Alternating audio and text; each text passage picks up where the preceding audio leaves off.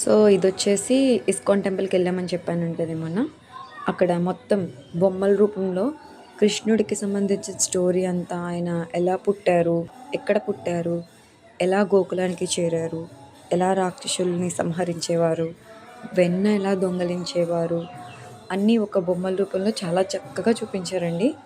ఆహ్, ఒక్కొక్క పిక్చర్ చూస్తుంటే, ఒక్కొక్క బొమ్మలు చూస్తుంటే, ఆ స్టోరీ అలా మనకి మొత్తం మనం చూసింది, మనం విన్న స్టోరీ అంతా మనకి గుర్తొస్తది. అంత బాగా పెట్టారు బొమ్మలతో. సేమ్ ఇది చూస్తే నాకు మన విజయనగరం దగ్గరలో రామనారాయణ ఉంది కదా! కొత్తగా కట్టారు అది గూడా.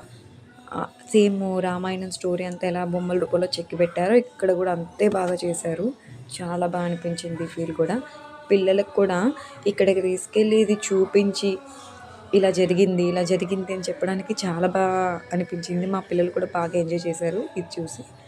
కృష్ణుడు ఇలా ఉంటుందా మమ్మీ ఈ స్టోరీ అని వాళ్ళకొక ఐడియా వచ్చేలాగా బొమ్మలు బాగా చెక్కి పెట్టారండి. చాలా బా అనిపించింది ఇది చూస్తే. మీరు కూడా చూడండి.